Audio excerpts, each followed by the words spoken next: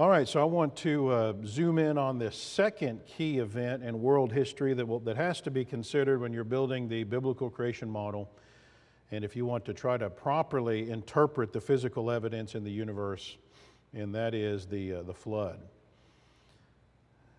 So we ended with Adam and Eve getting evicted from the garden, and obviously life on the earth would be very different for humanity than it would have been in the garden, and Scripture is almost completely silent about the events over the next 1,600 years. Moses essentially pushes fast forward, and we fly through the centuries up to the flood. The lifespan of the patriarchs from Adam to Noah are given in chapter 5, and those Bible believers who believe in an old age of the earth as promoted by modern uniformitarian geology sometimes will try to squeeze gaps into these genealogies to accommodate an old earth. And in response to that, besides the fact that dating techniques are based on uniformitarian assumptions, which are easily shown to be terrible assumptions in geology when you look at the actual physical evidence, and besides the fact that squeezing time in when humans are already on the scene is not going to help with making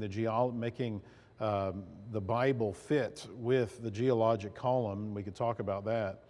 But the way that Moses states these genealogies here leaves no room for gaps. Over and over throughout the chapter, he uses this formula. X lived A years and had Y, and then X lived B years, and the total life of X was A plus B. So with this formula, Moses nails down this chronology tightly and allows no gaps in this pre-flood period. So Genesis 5 provides one of the primary biblical evidences that the earth is relatively young and does not accommodate modern uniformitarian geology. Simple math shows that there were around 1,650 years from creation to the flood. In the New Testament, Jude 14 verifies that there aren't gaps by calling Enoch the seventh from Adam, which lines up with the Genesis 5 genealogies. Now, we can't know the exact number of years because of a few things, like, do you go with the Hebrew text or the Samaritan Pentateuch or the Septuagint? Do we know that did Noah have Shem on Noah's birthday? And did Shem have Arphaxad on Shem's birthday? Well, if not, then there's a rounding of a few months there, and that's likely. And so there's going to be some rounding, but assuming the Hebrew text is correct in its transmission, then we can be confident that the span of time between creation and the flood was 1,656 years, give or take about 5 years. This is a chart showing the lifespans of each of the 10 patriarchs from Adam to the flood based on the Hebrew text. And so we have about 1,650 years from creation to the flood. Notice that Adam was actually alive to meet all of these patriarchs except for Noah, and Methuselah died the year of the flood. The average lifespan, not counting Enoch, who was taken by God, was 912 years. So how in the world do we explain lifespans like that? Well, it may have been an effect from several factors: the lingering effects of the tree of life, less genetic degeneration at this point, so the genome would have been created perfect by God and has since deteriorated significantly. We've accumulated a lot of genetic mutation and disease and sickness that gets passed on. And a major factor was likely the nature of the pre-flood world and how different that was compared to what it is today. And we'll talk about that a lot in this session. Peter describes that world as having perished, and the fossil record reveals characteristics of the pre-flood world that proves it to be much different than the earth today. Again, I talk about that a lot in this book. Not only did people live longer, but things apparently grew larger, from enormous reptiles to enormous plants, both of which the fossil record reveals. Reptiles and plants grew to be enormous in pre-flood years, and shortly thereafter. Recall the enormous fruit still growing in Palestine a few centuries after the flood, when 2 Israelite men had to carry a cluster of grapes on a pole between them.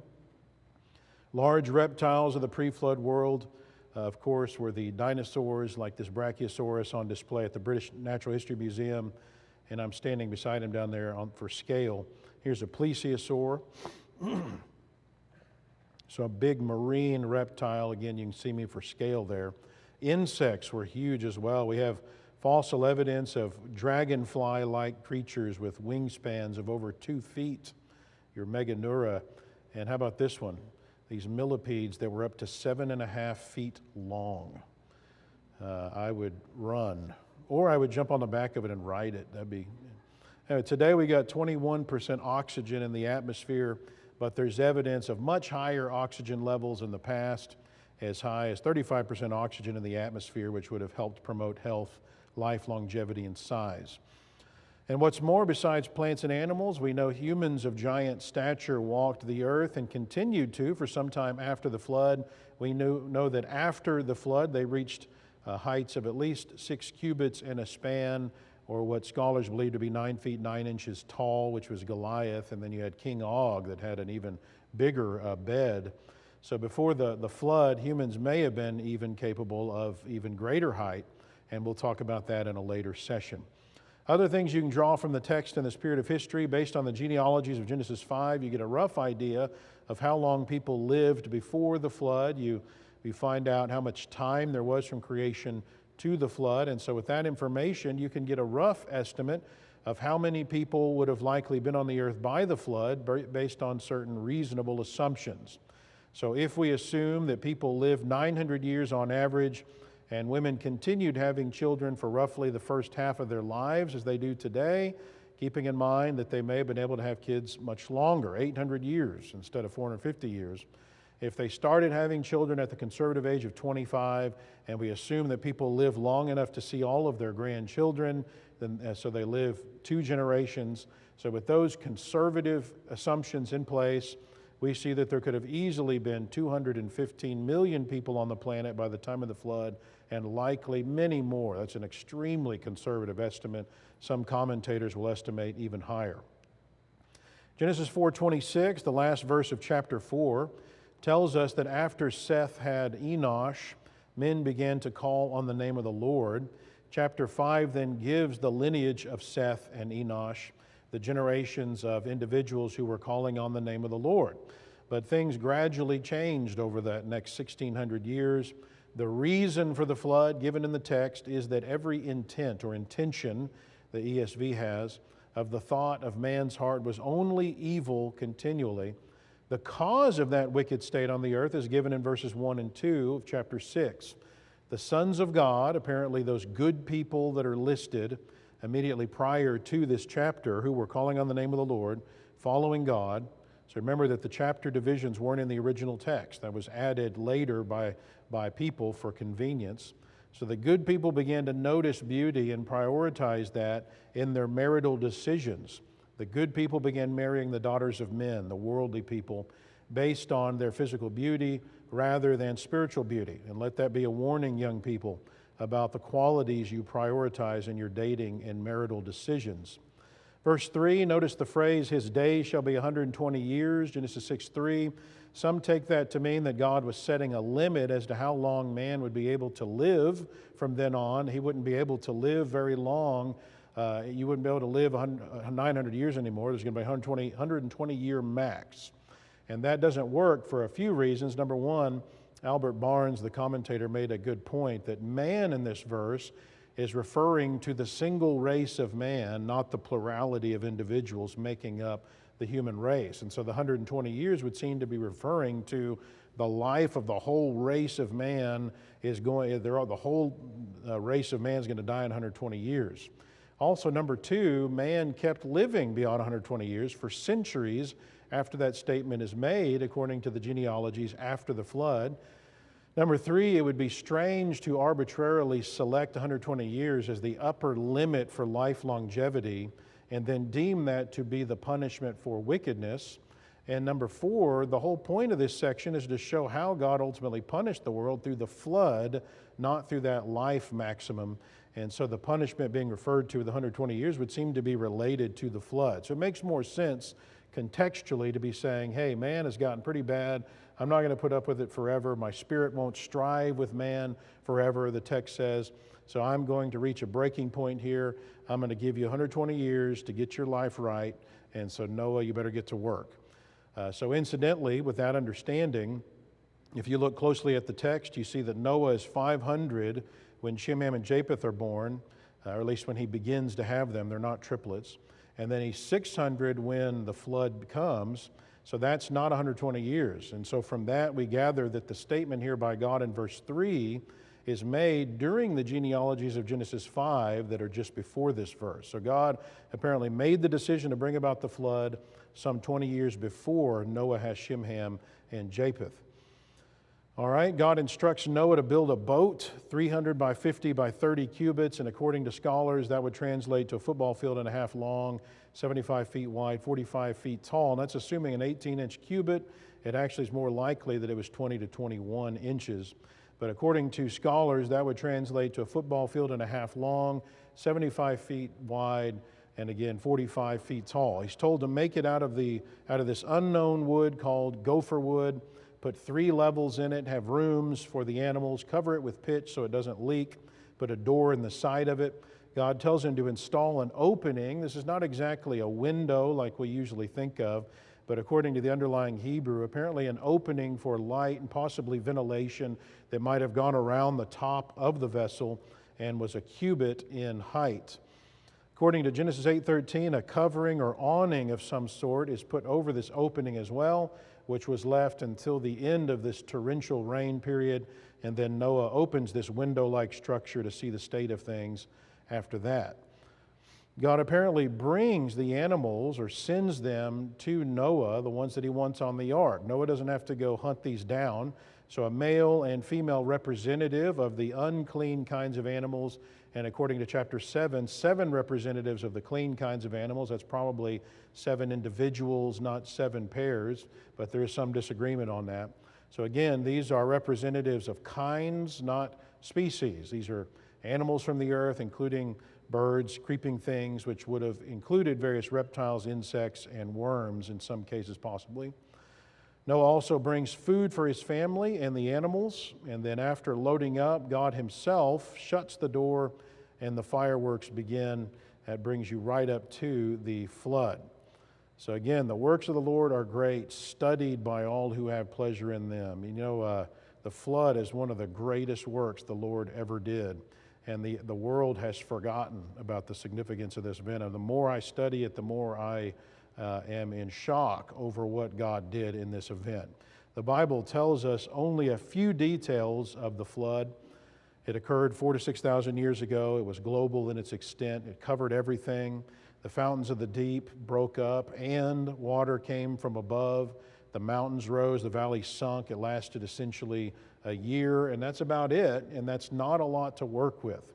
So when we look up from the Bible and start looking at the world around us and begin trying to study this great ancient work of the Lord, this key event in the history of mankind, and we start trying to understand the evidence and interpret it in light of that event, we ask the question, what can we learn further about what happened in the flood? Does the evidence fit with Scripture? Does the physical evidence fit? Some have argued that the flood could not have been global. There's just not enough water on the earth, they say. And so they'll look at the earth today and say, hey, if the flood happened, where did the water go? Is it in the sky? No, there's not enough water in the sky to cover the earth. If you took all the water in the atmosphere and emptied it onto the earth, it would only cover the earth to a depth of about an inch. Is it frozen in the ice caps? No, that wouldn't do it either. That would only cover the earth to a depth of 230 feet. Is it within the crust? Well, that's a little more significant. There's an estimated 6 quintillion gallons of water in the earth's crust today. So if you pump all that back out onto the surface of the earth, it would be enough to cover the earth with 600 feet of water. So picture 2 football fields into the sky. That's just the water hidden in the crust. But notice all of this is pretty insignificant. We're talking roughly 1,000 feet total here when you consider the height of the great mountains today, many of which are over 25,000 feet high. And so many people who consider numbers like these and still want to believe in the Bible will then reject a worldwide flood and argue that the flood had to be a local catastrophe, not a global one. But as we'll see, that argument simply can't be sustained in light of science or Scripture. The evidence points to a global catastrophe. All right, let's start with a depiction of this event, what modern Christian scientists believe happened during the first few hours of the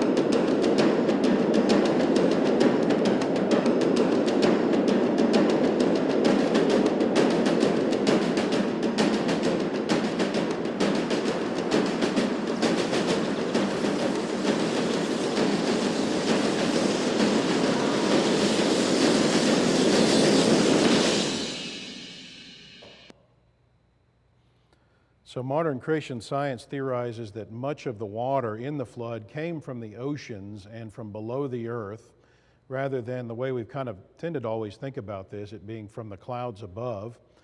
But keep in mind that it's also incorrect to think of the flood as only involving water. This is a major geologic event. The earth was restructured. So the phrase, the fountains of the great deep were broken up, is significant. The great deep generally referring to the depths of the ocean. We're talking about apparently the breakup of the ocean floor. Proverbs 3:20 mentions that as well, stating that the depths were broken up. So the flood is a major geologic event, and notice the text here says all the fountains of the great deep are broken up. So there's more than just one, and all of them are broken up. Again, this suggests the breakup of the ocean floor. The order of events mentioned is noteworthy to creation scientists. The fountains of the great deep are mentioned first as breaking up, and then the rain is mentioned. The one might have caused the other. So what exactly initiates this chain of events is unclear. Did God miraculously, directly initiate the eruption of the fountains of the great deep? Did he maybe use some external physical entity like a massive meteorite or multiple meteorites?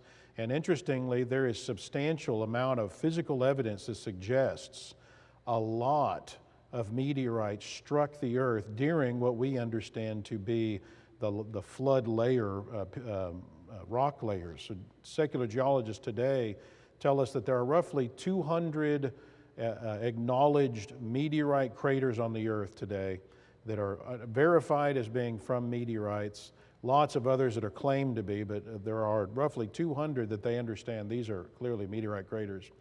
When you convert the dates that they give to those craters to the biblical time frame, you find that 57% of the confirmed meteorite impacts throughout the Earth's history struck during the single year of the flood. Another 23% of the confirmed meteorite impacts date to the period immediately following the flood, from the flood through the Ice Age and up to Abraham.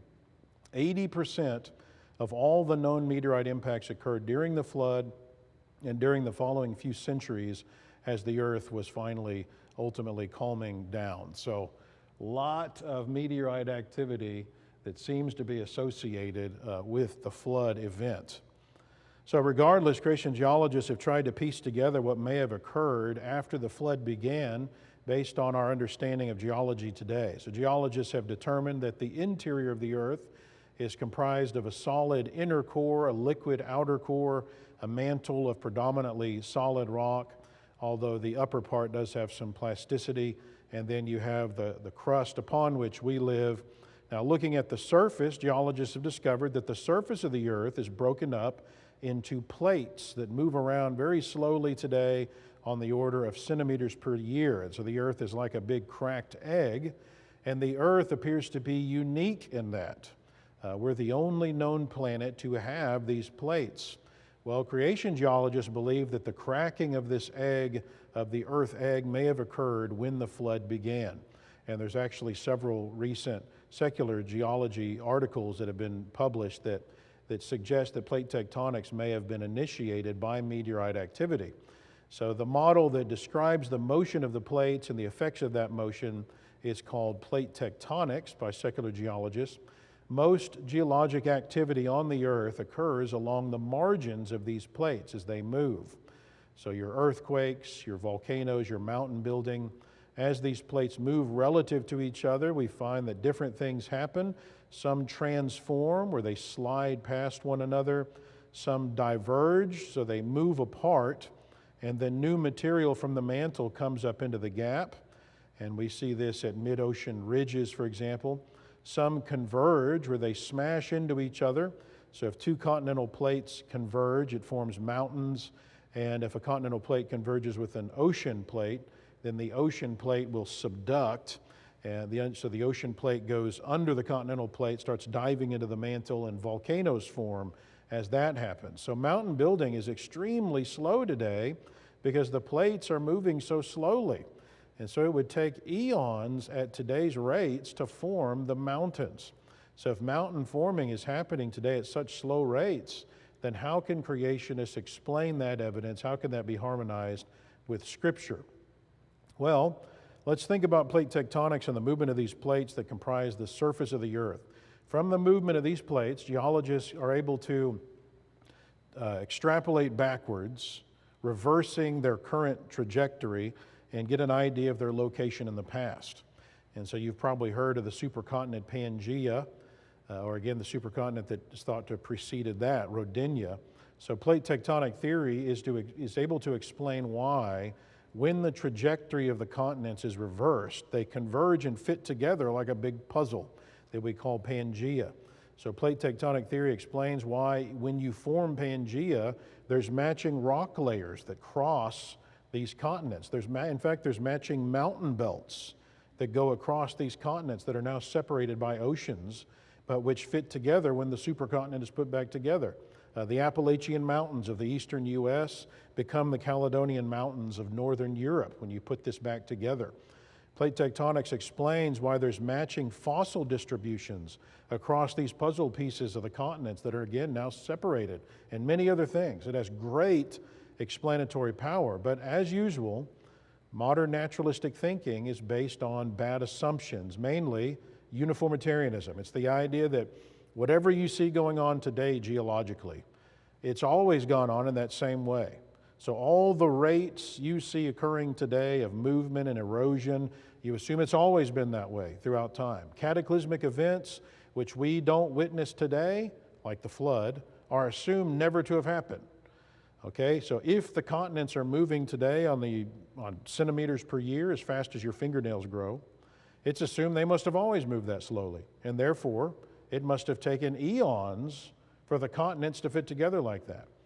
Well, again, we've seen the Bible is known to be inspired, so it's a true account of history. That means the flood happened, which means uniformitarianism is not the right way to see this. We've got to take into account global catastrophes in the past. That has to be considered if it could have played a role in plate movement. So using the actual evidence from modern geology and plate tectonics, but without the hidden assumption of uniformitarianism, creation geologists have developed our own version of this, catastrophic plate tectonics, or CPT. So a young Earth creation geophysicist by the name of John Baumgartner laid the groundwork for this model back in the 90s, and when he developed a supercomputer program while he was at UCLA doing doctoral research in geophysics and space physics. The program, called Terra, helps to model the dynamics of the Earth's interior. So based upon the predictions of the program that he made, other creation physicists and geologists joined him in developing catastrophic plate tectonics that describes what likely happened during the flood. So significantly paraphrasing this model, before the flood, the plates apparently did not exist. The continents were not separated as they are today. At the onset of the flood, the fountains of the great deep are broken up, Genesis 7:11, so the plates break apart. And keep in mind that the fountains of the deep there wouldn't necessarily be solely water, but could include magma from beneath the earth as well. So according to CPT, something causes the breakup of that cold, dense ocean floor, breaking it in several places, including breaking away the ocean plates from continental plates. So according to computer simulations, when the break at those boundaries between the continental plates and the oceanic plates occurs, there would have been what is called thermal runaway subduction of the sea floor. So instead of the creeping rate at which plates are moving into the mantle today, at the beginning of the flood, the sea floor would have been diving into the mantle rapidly.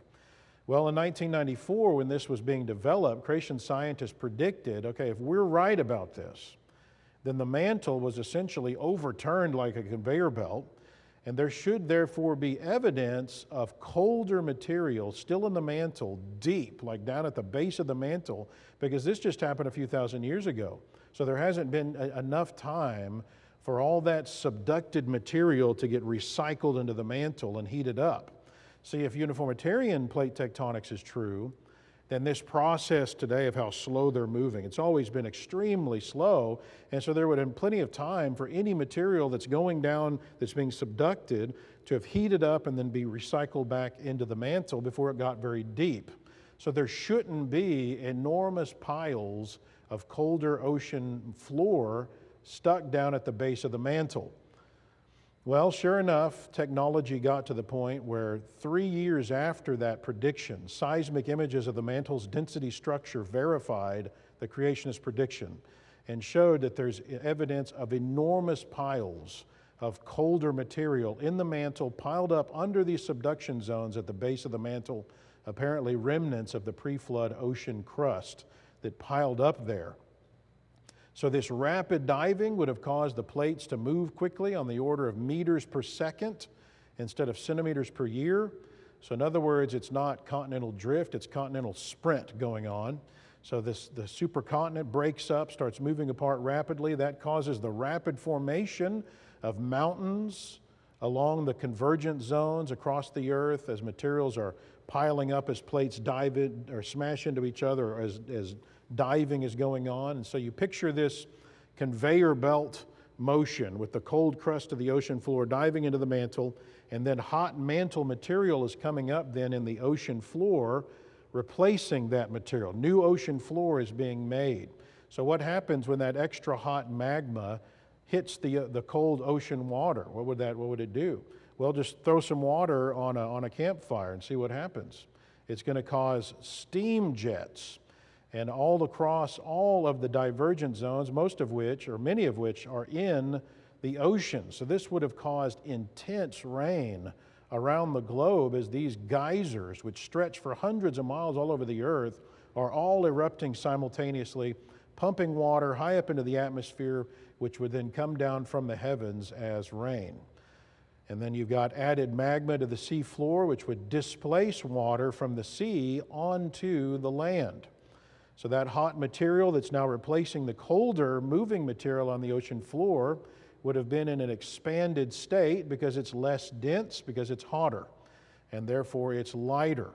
So in essence, the ocean floor is floating higher in the mantle during this period, which would push the sea floor up, they estimate, 3,500 feet or more. So as the sea floor is raised, water from the seas is being pushed onto the land, carrying with it many of the marine creatures, explaining why we find marine creatures all across the continents, even in the middle, the center of continents, way away from the coasts, far away from the ocean. We even find them on what are now high mountains. So water is coming in from the ocean as the sea level is rising, in addition to the water coming down from all this immense geysers. So tsunamis would have been smashing into the coasts, major tectonic activity going on the ocean floor, which is what's going to cause those tsunamis. And there's been some recent studies going on in creation conferences over the effects of those flood tsunamis and what they would have done. So most of the water from the flood is coming from the oceans through steam jets and from the sea level rising. And remember, while all that's going on, you also keep in mind the continued meteorite impacts that are occurring.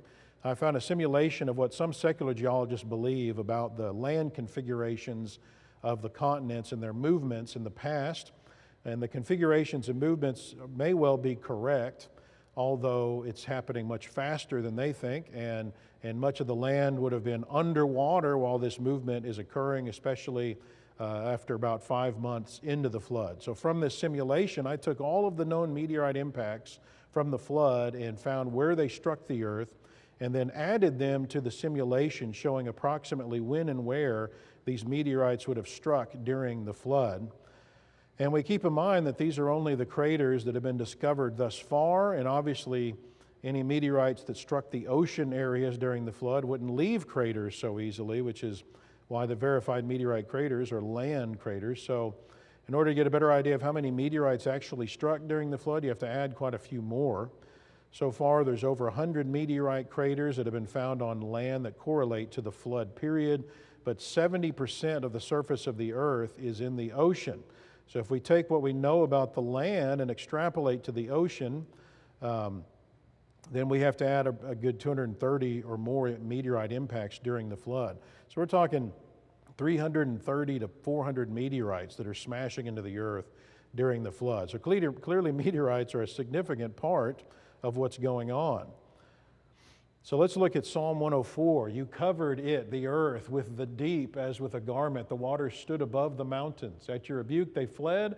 At the sound of your thunder they took to flight. The mountains rose, the valleys sank down to the place that you appointed for them. You set a boundary that they may not pass, so that they might not again cover the earth. Well, in light of verse 9, this seems to be referring to the flood, not creation week. Otherwise, this passage was violated during the flood.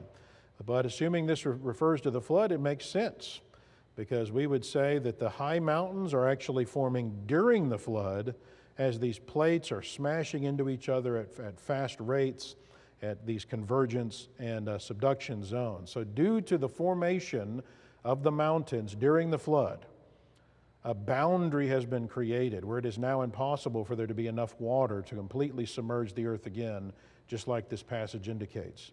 So by the mountains rising and the valley sinking, a boundary was set for the water that it might not again cover the earth. So according to the text, the rain itself continues for 40 uninterrupted days and nights, but that wasn't the extent of the catastrophe. The waters apparently continued to rise for some time after that. According to CPT, that'd be due to the fountains of the deep continuing to disperse lava and possibly water from beneath the earth, displacing seas onto the land. So the rising waters eventually levels out and apparently begin to decrease on the 150th day. So notice that's 5 months from the beginning of the flood. We tend to think of the flood being pretty much over in 40 days. But it's clear that there are some animals that are not dead for weeks, because the dinosaurs are found high in the flood layers and we have their fossilized footprints from while they're running away from some kind of catastrophic activity. And so they're alive deep into the flood, maybe for weeks or even months. So the water ends up being 15 cubits above what we assume would be the pre-flood higher elevation areas. Notice that during this catastrophic period, typical earth processes, seasons, day and night and so forth, are totally disrupted. After the flood, God promises in Genesis 8:22, He's not going to allow that to happen on a global scale again. So the disruption of the seas as well as day and night would be expected with this catastrophic plate tectonics we've been talking about. So the cloud cover from both water and volcanic aerosols would have stopped day and night, blocking out sunlight, and with it summer and much of the heat that we receive. Obviously, seed time and harvest would be affected while the earth is covered with water. So let's return to the question that we asked towards the beginning. Was the flood global? How could there be enough water to cover the earth prevailing above the mountains by over 20 feet? Well, with the CPT model I've laid out here, you might already see the answer to that question now. So let's look at the science side first of all. Remember that CPT theory would say that the water came primarily from the seas, both in the form of rain from these enormous geysers and in the form of the sea level being raised due to the ocean floor being raised. So when we recall from Psalm 104 that your taller mountains are forming during the flood, and we recall that from CPT that the mountains are forming as the plates are converging and subducting, we realize that the pre-flood world would have been much flatter than it is today. So notice it wouldn't be nearly as hard to cover the land with water at that point, because the taller mountains aren't even around yet until deep into the flood. In fact, when the recession had begun is the point at which these mountains start beginning to get pretty high. So you got to picture a much flatter earth, one with a lower elevation, covering the highest points on the earth by day 40 wouldn't require anywhere near the amount of water that it would require today. Okay, so where did the water go then? Well, first of all, as the ocean floor is raised during the flood and the intense geyser activity is going on from the fountains of the deep, that activity would have dumped loads of sediment onto the continents, raising the level of the continents relative to pre-flood times. And plus, the mountains would have formed at all these convergence and subduction zones, raising the land in those areas even higher. So notice, without the water going anywhere, the continents are now higher in elevation, making them stick out of the water further than in pre-flood times. But then you have to consider other implications of CPT. So recall that as the ocean floor is diving down into the mantle, new material is coming up and replacing that in all of these divergent zones. And that material is hotter, which means it's less dense, which means it's higher in the mantle, it's in more of an expanded state. That raises the ocean floor. Well, that conveyor belt process would have eventually stopped, and then after the ocean floor especially gets totally replaced with new material, and so the steam jets would have stopped, and that new material on the ocean floor would then start cooling, become more dense again, and therefore start compressing and sitting lower in the mantle, which would effectively slowly lower the seafloor again, And so then all the water that's covering the land could recede back to the ocean from the same place it came from. So bottom line, there's no problem from science in explaining where the water from a global flood came from and where it went. Other evidences of a global flood, starting at the Cambrian explosion, so at the beginning of what we call the Paleozoic rock layers. This is the point where creationists believe the flood started. Starting at that point, you have worldwide sandstone beds that were laid down by some kind of major catastrophic worldwide event that involved a lot of water. Sandstone beds that go across our continent and then jump over to other continents. You can follow these across the U.S. and jump over the ocean, and they continue into Europe. These are not localized beds of sediment like you see higher in the rock layers that are formed after the flood. These are worldwide beds. They begin in the Cambrian explosion, and then similar worldwide beds continue on up through the geologic column to the point at which the flood is thought by many to end, just above your Mesozoic rock layers. And also, sedimentary rock is the dominant type of rock found throughout these worldwide layers. And sedimentary rock is understood to generally be formed due to water activity. When you move from science now and look at the Bible, we find that the Bible doesn't leave room for a local flood interpretation. So very quickly notice, if it was a local flood, then why build an ark over 100 years or so? Why not just leave the area? Why bring animals from all over the place if this is local, where you're bringing representatives of every living thing of all flesh? Why do that? I mean, God's actually the one that's sending these animals to Noah anyway. Why not just send them out of the area? How would the ark be able to stay afloat for several months if this is just a local flood? How could the biblical terminology describing the water as covering the high mountains that are under the whole heaven be describing a local flood? How could water even get high enough locally to cover what are now the mountains if the flood was just a local flood? You have to have a way to explain where the mountains even come from in the flood. How could the biblical terminology describing the water as covering these high mountains under the whole heaven be explained in addition to the whole purpose of God wiping man from the face of the whole earth? How could that be accomplished with a local flood? If the flood was local, then isn't it true that God lied when he promised never to again destroy the earth with a flood like that? Local floods happen all the time, but not global floods. Also, Peter used the universal destruction of the earth and the flood to describe what Judgment Day will be like. So if the flood wasn't universal, then logically judgment wouldn't be either. Also, why would the seasons have been affected by this if this is just a local flood? Apparently, seed time, harvest, winter, summer, day and night are all stopped during the flood. Doesn't sound like the effects of a local flood. Why did the dove find no resting place for the sole of her foot when it was sent out? So the Bible just doesn't leave room for a local flood interpretation. Either the Bible is right, that there was a global flood, or it's not, and the Bible's wrong. And there's no reason to question the Bible's claim that there was a global flood scientifically. On the same day the waters began to decrease, the ark rests on the mountains of Ararat, that mountain range, and the waters continued to recede for another 4 months. And during that period of recession, we know that retreating floodwaters would have catastrophically eroded many of Earth's canyons, though not necessarily all of them. The Grand Canyon is viewed as possibly from the Ice Age. After 9 months, on the first day of the 10th month, Noah could see the tops of various mountains. After another 40 days, he sends out a raven and a dove, waits, and several events here that happen. And so the timeline as given in the text is based on the Jewish calendar, which reckons time based on a lunar year, so 354 days total. Based on the text, you've got about a year and 11 days that passes. And when you convert that from the lunar to the solar calendar, you find that from beginning to end, Noah and the other passengers left the ark after one solar year, exactly 365 days. Noah and his family, 8 people, exit the ark, and from those 8 people repopulated the entire earth. So genetically, we have a portion of Noah's blood and a portion of his wife in our blood, regardless of our ethnicity. Now, whether or not the wives of Noah, Shem, Ham, and Japheth were also part of his family, were they sisters or cousins, or were they actually further removed? That's uncertain. They could have been from other Sethite or even Cainite families, for all we know. If so, the portion of our genes that would be traced solely back to Noah, if they're all just family marrying, that amount would grow. and genetically we would all be traced back to just Noah and his wife. But unless all 8 survivors are in Noah's lineage directly, then it can't be said that all of our blood came from just those 2 people, Noah and his wife. So the passengers from the ark, of course, would have found a completely different earth from the one they experienced before the flood. Peter says that the world that then existed perished, and there's no doubt a lot more meaning to that than we typically ascribe to it.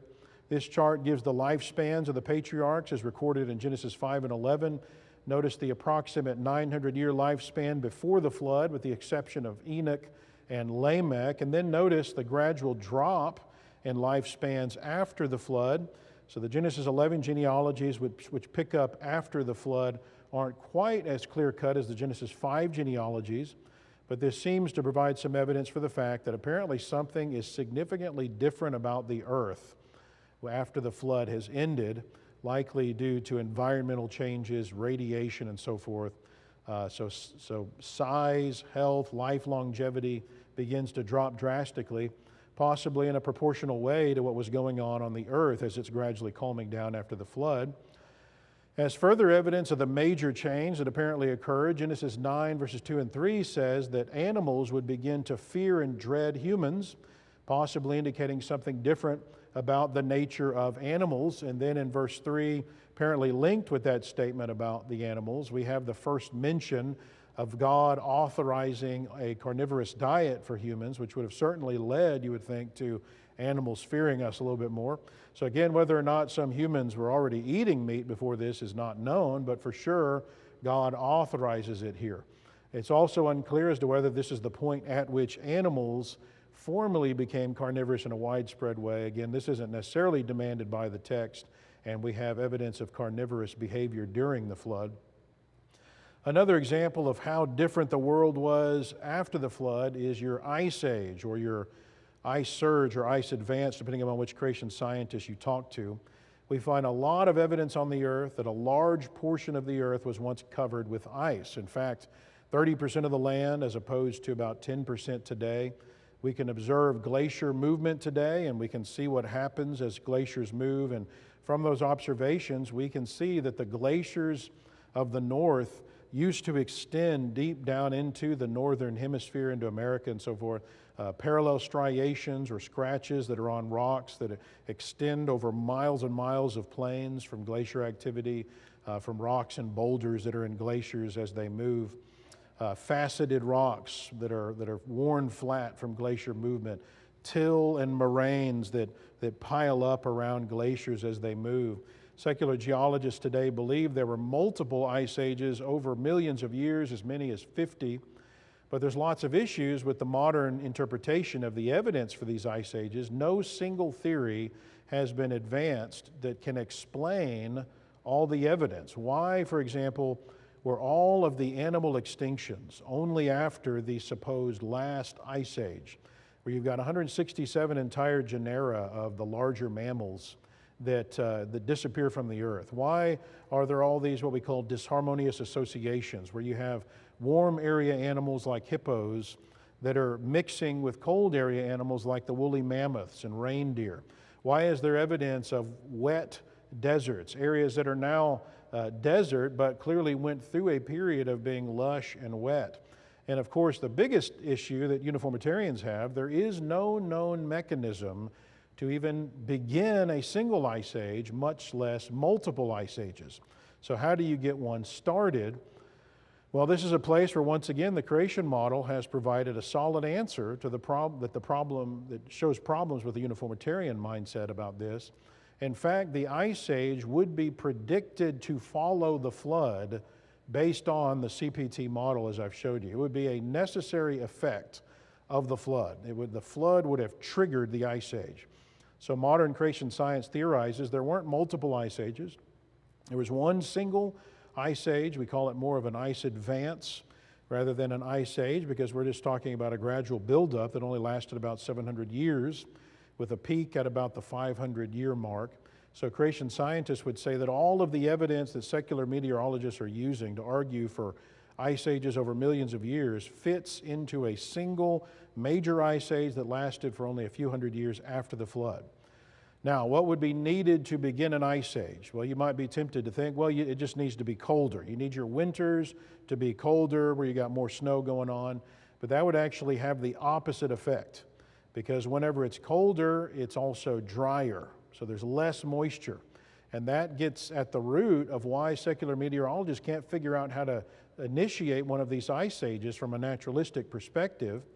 Three basic ingredients are needed. You need cooler summers, so that there's less melting. You need more moisture, and you need persistence of those two characteristics, all three of which would have been effects of the flood. So according to CPT, the volcanic activity during and after the flood would have shot immense amounts of aerosols into the atmosphere, which would have blocked a lot of the solar radiation that would be coming from the sun, which would cool your summers. So that would have caused less melting during the summertime, so the ice wouldn't have done the period of melting during the summer. Instead, it would have basically stopped growing and then continued to advance annually in waves. So instead of that melting. So eventually that's going to cause more and more extinctions towards the end of this advanced period, when the animal habitats are really being threatened after a few hundred years. So the pre-flood environment also would have been likely warmer, including the ocean, but then all the volcanic activity going on in the flood, that would have caused a lot of heat to be released into the oceans, raising the temperature of the ocean by several degrees. So what would be the result of that? Much more evaporation of the seawater during that period, leading to intense snowfall, especially away from the equator, since sun rays were halted by the aerosols and ash. And then the third ingredient you need is the persistence of that. We'd predicted that volcanic activity from the catastrophic plate tectonics activity continued for some time after the flood. The oceans would have continued providing significantly elevated evaporation for possibly centuries, until the earth calmed down and things started moving towards an equilibrium state, at which time the ice would have started retreating back towards the poles. So towards the end of the primary melting period, catastrophic melting would be predicted to occur, with huge amounts of water forming lakes, even in areas that are now deserts, explaining the evidence for wet deserts.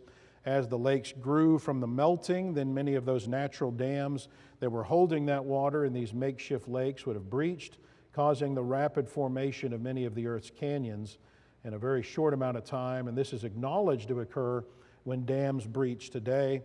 Secular geologists argue that the Lake Missoula flood was a flood from an ice age, we would say the ice age, that occurred due to the failure of one of these natural dams from a melted glacier. And it caused immense destruction, including a 50-mile-long trench from 1 to 6 miles in width, with walls up to 900 feet high, carved out of solid rock. Geologists estimate that 10 cubic miles of basalt from that trench were eroded rapidly by the catastrophic flooding. Grand Canyon is believed to have been formed in that way during the Ice Age too, and I could talk a lot about that. We don't have time. So the creationist ice advance theory may or may not be true. Again, this is a theory, but it has great explanatory power where modern uniformitarian models fail to explain the evidence. It explains why you have a huge number of animal extinctions only occurring once. It's because there's only one ice age. It explains the disharmonious association of the animals, because you've got milder winters and cooler summers, keeping all of the animals relatively mixed. The evidence for wet deserts is explained by glaciers. Animal dispersions from Asia over to America across the Bering Strait is explained, because you've got more water that would have been in the form of ice and clouds, allowing access across the strait. Plus ice bridges would have formed in various places. The rapid formation of post-flood canyons is explained. The thickness of the ice cores in Greenland and Antarctica is explained. And of course, the biggest plus is we have a clear-cut trigger to initiate the ice advance that is predicted. All right, I've got more to do, and I don't have time to do it. So maybe somebody will ask questions that will allow me to just continue this at that point. Very quickly, let me just say, while all that's going on, humanity is dispersing, right? After Babel occurs, they're moving across the planet. And we're going to skip. Babel could have been as early as 100 years after the flood. If we assume that it was at the time of Peleg, based on Genesis 10:25, and so this likely would have fallen during the period of the Ice Age. And so we could say something about languages there. Let me highlight one other thing here. Human fossils and archaeological artifacts don't appear in the flood or pre-flood layers. They were all apparently wiped out in the flood, and I could talk about that if somebody wants to question me about that in the Q&A. But archaeologists study the artifacts from post-flood and divide what we call early human history into 3 ages. Your Stone Age, which is characterized by where humans are more nomadic. The reason they're more nomadic is because they're dispersing after the flood. It's not that they're not intelligent, but they are moving around. They're not setting up civilizations, and that lasts up to roughly the time of Abraham, and then the Bronze Age is going to be Abraham to David, when people have actually started putting down roots and building civilizations, and then Iron Age being David onward. So again, we could say a lot more about that if we had time, but we will not. I do discuss all this again in the flooded book more thoroughly. So as we wrap up, let's consider once again the flood. Jesus had called his attention called the attention of his audience back to the flood in Matthew 24. As the days of Noah were, so also will be the coming of the Son of Man be. For as in the days before the flood, they were eating and drinking, marrying and giving in marriage until the day that Noah entered the ark, and did not know until the flood came and took them all away, so also will be the coming of the Son of Man. It's important to study the works of the Lord like the flood. It is crucial that humanity not forget the significance of that event. The flood really is a physical depiction of what God thinks about sin. Whenever we see a beautiful high mountain, it's really not appropriate to say, "Oh, isn't that so pretty? Isn't it neat that God made that for me?" Once you understand what created that, it should cause us to realize that our God is a holy God that doesn't appreciate sin. And He will hurt people over this issue if we don't get clarity on the importance of getting out of sin and becoming holy in the way He tells us to. The flood is a reminder that judgment can always be right around the corner, and we don't like to hear that today, but it's the truth, and yet humanity has forgotten the significance of that event. But it's also a reminder that those who, like Noah, obey God can be saved through water too, and receive the benefits of God's grace. Once the divine long-suffering waited in the days of Noah while the ark was being prepared, in which a few, that is 8 souls, were saved through water. There's also an antitype which now saves us, baptism, not the removal of the filth of the flesh, but the answer of a good conscience toward God through the resurrection of Jesus Christ. All right, let's go ahead and take a 5-minute break before we go ahead and move into the next section of this study. Thank you for your attention.